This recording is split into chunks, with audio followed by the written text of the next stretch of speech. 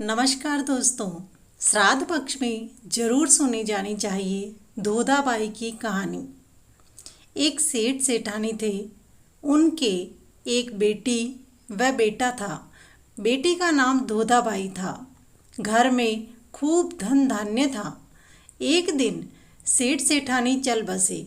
उसके बाद जब श्राद्ध पक्ष आया तब बेटे ने अपनी पत्नी से कहा कि मैं हरिद्वार जाऊं, तुम पीछे मेरी बहन को बुलाकर 15 दिन तक भोजन करवाना। सामान कहो जितना लेकर आ जाऊं। घी के डिब्बे, चावल का कट्टा आदि सब सामान घर लाकर रख दिए। वह हरिद्वार चला गया। भाभी बोली कि मेरी बहन का नाम पौधा व इनकी बहन का नाम धोधा है। धोधा को भोजन ना कराकर पौधा को भोजन करवा दूं। वह पौधा 15 दिन तक भोजन करने के लिए कहकर आ गई।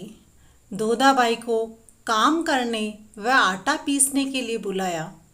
धोधाबाई लकड़ी की भारी लेने रोज जाती थी। उसी से गुजारा होता था। परंतु भाभी ने काम के लिए बुलाया तो उसने लकड़ी की भारी लाना छोड़ दिया। बच्चे कहने लगे, तुम तो ननिहाल चली जाती हो, हमारे लिए राब बनाने के लिए आटा कहाँ से लाओगी? माँ बोली कि मैं आटा पीसने जा रही हूँ। वहाँ से आटा छानने से हाथ भरेंगे और कपड़े भरेंगे। मैं घर आकर हाथ व कपड़े झटकूंगी। उससे जो आटा निकलेगा उस आटे से राब बनाकर पिला दूंगी। भाभी ने दिन भर आटा पिसवाया। फिर कहा कि श्राद्ध का काम है, इसलिए कपड़े झटक कर हाथ धोकर जाना। माँ घर गई तो उस दिन बच्चे भूखे ही सो गए, क्योंकि ना तो कपड़े झटकने से आटा निकला और ना ही हाथ से। लकड़ियाँ की भारी से भी गई, नहीं तो लकड़ियाँ बेचकर ही काम चला लेती। थोड़े दिन हुए कि भाभी ने कहा कि बाईसा, आपके माँ बाप का दिन है, जो रसोई बनाने के लिए आ जाना। बच्चे बोले कि माँ, उस दिन तो भूखे सोए, आज भी क्या भूखा रखोगी? माँ बोली, नहीं, आज नाना नानी का श्राद्ध है। नाली के आगे कुल्हड़ियाँ रख देना। चावल व आटे से भरे हाथ धोऊंगी तो नाले से कुल्हड़ियाँ भर जाएगी। उस पानी से शाम को घर आकर राब बनाकर पिला दूंगी। लड़का आकर कुल्हड़ियाँ रख देता है। अब भाभी धोधाबाई से कहती है, भाई साहब, श्राद्ध का काम है, इसलिए चावल को बर्तन में धो लो व आटे के हाथ भी बर्तन में धो लो। नाली में हाथ धोना मत। बाईसा ने रसोई बना दी। ननंद बोली, जाऊं भाभी? भाभी बोली, हाँ जाओ, पर पेड़ हिले तब भोजन करने के लिए आ जाना। नदी के किनारे जाकर वह बैठ गई। पेड़ हिले ना कोई वह भोजन करने के लिए जाए। शाम होने से वह घर गई तो बच्चों ने कहा कि माँ, नाली में तो पानी आया ही नहीं। वह बोली, क्या करूं बेटा, मामी ने हाथ बर्तन में धुला दिए। धोधाबाई जाती जाती नदी में से 7 कंकर लाई, हांडी में डालकर चूल्हे पर रख दिया। बच्चे बोले कि माँ, भूख लगी है। माँ बोली, बेटा, उबले जब डालूं। बच्चों को रोते रोते नींद आ गई। वह स्वयं भी रोई। आज मैंने गलती की। लकड़ियाँ की भारी लेकर जाती तो बच्चों को चना लाकर राब करके तो पिला देती। इस तरह बिलखती बिलखती उसे नींद आ गई। उधर पितरों की अमावस्या आई। वह खूब रोने लगी। हरिद्वार में भाई तर्पण कर रहा था तो उस समय पानी में रक्त की बूंदें गिरने लगी। भाई ने ब्राह्मण से पूछा, ये क्या हो रहा है? ब्राह्मण ने बताया कि तेरे तन की सवासनी कल्पी है, अर्थात रोई है, इस कारण पानी लाल। वह बोला, नहीं, मैं पत्नी को कहकर आया हूँ कि 15 दिन तक मेरी बहन को भोजन करवाना। महाराज, यह बात आपकी झूठी है। महाराज ने कहा, कि नहीं माने तो तेरी इच्छा, बात तो यही है। भाई तर्पण करता करता उठ गया। वापस घर आते समय रास्ते में रात हो गई। वह पीपल के पेड़ के नीचे सो गया। पीपल के ऊपर से सारे पितर बात करने लगे। कोई कहने लगे, मैंने तो लापसी खाई, किसी ने कहा चक्की खाई, तो किसी ने कहा कि घेवर खाए, पर सेठ सेठानी नहीं बोले। सभी पितर ने मिलकर कहा कि आपने क्यों नहीं बोला, आपके घर में तो धन बहुत है। तब सेठ सेठानी ने कहा कि धन तो बहुत है, परंतु मेरी सवासनी ने भोजन नहीं किया, इस कारण हमको कुछ भी हाथ नहीं लगा। वह भाई नीचे सोता हुआ सुनता रहा। सारे पितर बोले कि हम सब मिलकर आपकी बेटी के यहाँ धन करने चलते हैं। हाथ में एक मूसल, एक चिटिया लेकर सभी पितर धोधाबाई के घर गए। चलते चलते जाते, बोलते जाते कि खेम कुशल, हाथ में मूसल। सब पितर धोधाबाई के घर का दरवाज़ा खुलवाते हैं। धोधाबाई, दरवाज़ा खोलो। वह नींद में बोली, मैं मेरे बच्चे भूखे सो रहे हैं, मैं नहीं खोलूं। देवता ने कहा कि आप दरवाज़ा तो खोलो। उसने नींद में दरवाज़ा खोला। पितर चींटियों लेकर चारों ही कोनों में घूमे। 4 चरु धन के निकले।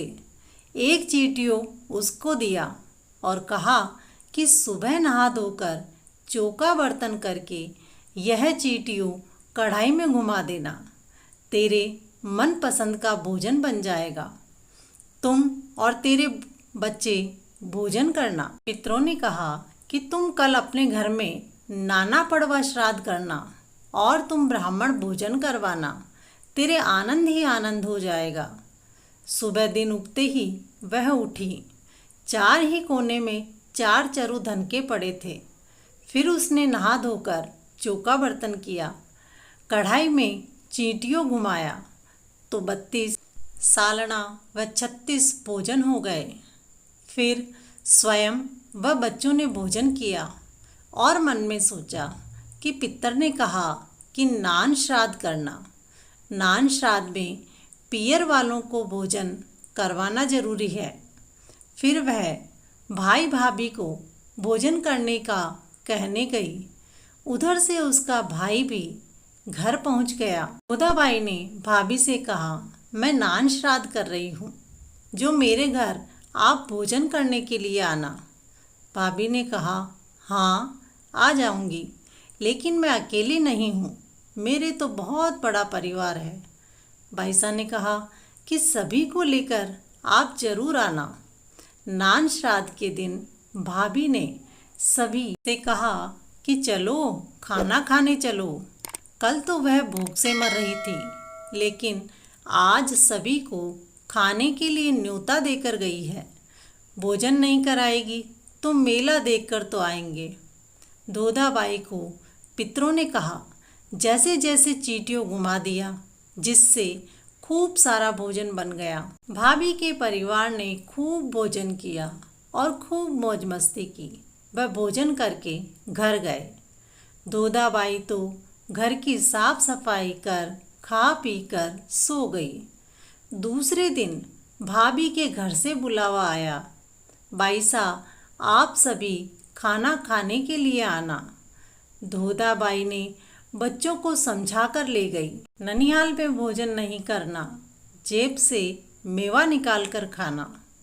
बाईसा खाना खाने के लिए गए। भाभी ने बाजोट बिछाया, गादी बिछाई, थाली में अच्छा अच्छा भोजन परोस कर लेकर आई। बाईसा ने कहा कि एक थाली और लाओ। भाभी बोली, ज़्यादा खाना नहीं परोसा है, इसमें से क्या निकालोगे? बाईसा आप तो भोजन करो।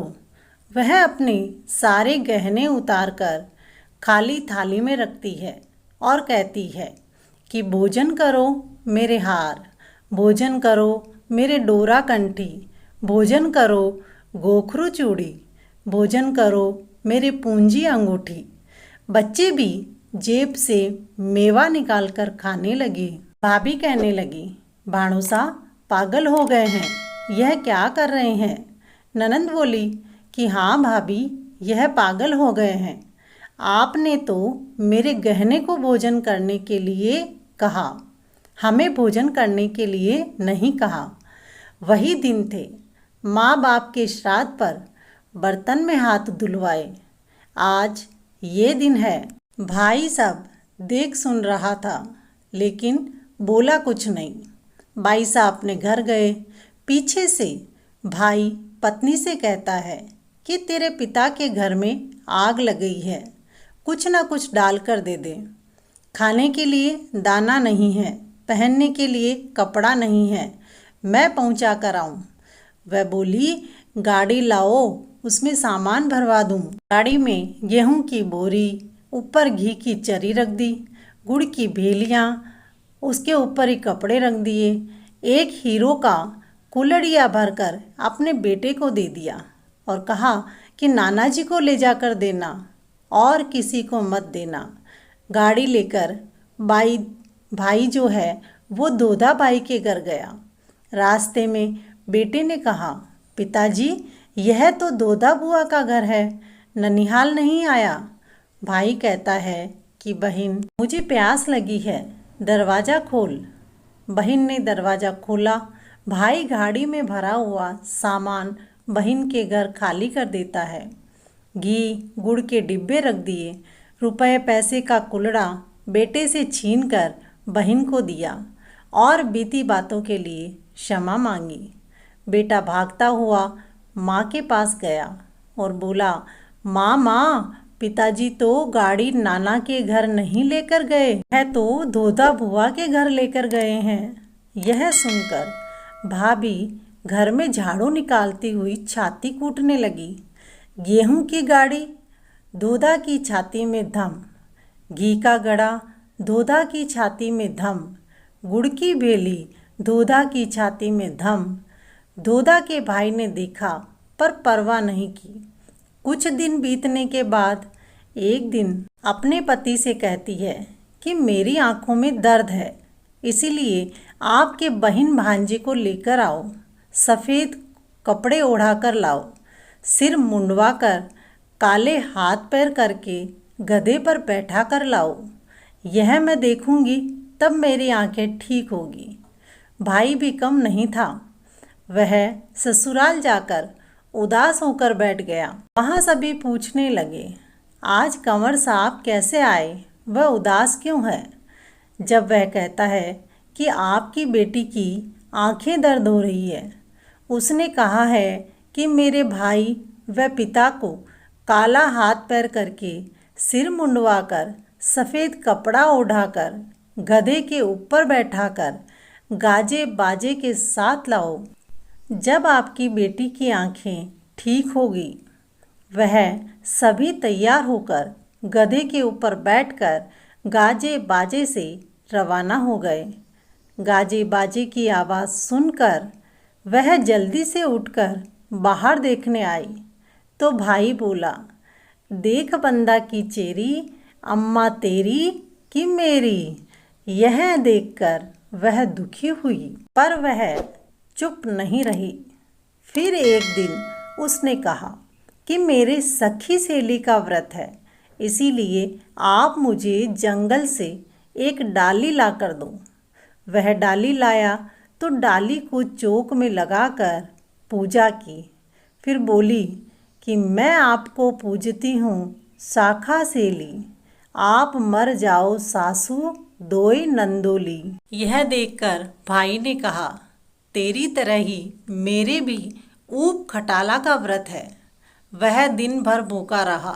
फिर जंगल में से डाली लाया और उसी तरह चौक में लगाकर कहा कि मैं आपको पूजता हूँ ऊप खटाला, मरना ससुर दोई साला। उसकी पत्नी बोली, आप मेरे बाप भाई को क्यों मार रहे हैं? तब वह गुस्से में लकड़ी लेकर चोटी पकड़कर धमकाता है कि तुम कहती हो कि मेरी बहन को 15 दिन तक श्राद्ध में भोजन करवाया। तुम इतनी झूठ क्यों बोली? मैं सब जानता हूँ।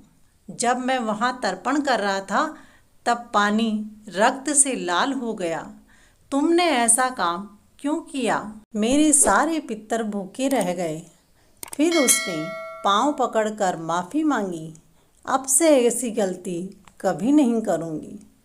सभी लोगों को चाहिए कि वो श्राद्ध में अपनी बहन बेटी व भांजी को भोजन करवाए, जिससे पितर खुश हों, सभी के आनंद मंगल हो। हे पितरेश्वर, बहिन धोधाबाई के आनंद मंगल किया, वैसे ही आनंद मंगल सबके घर में करना। आश्विन माह के पितृपक्ष में पितरों को आशा लगी रहती है कि हमारे पुत्र पुत्रादि हमें पिंडदान तथा तिलांजलि प्रदान कर हमें संतुष्ट करेंगे। यही आशा लेकर के वे पितृलोक से पृथ्वीलोक पर आते हैं। इसीलिए प्रत्येक हिंदू गृहस्थ का धर्म है कि पितृपक्ष में अपने पितरों के निमित्त श्राद्ध और तर्पण जरूर करें। पितृपक्ष में यह पितरों का पर्व होता है, इसीलिए श्राद्ध सबको करना चाहिए। हमारे साथ बने रहने के लिए धन्यवाद। दोस्तों, इसी प्रकार के वीडियो देखने के लिए चैनल को सब्सक्राइब जरूर करें और बेल आइकन पर क्लिक करें।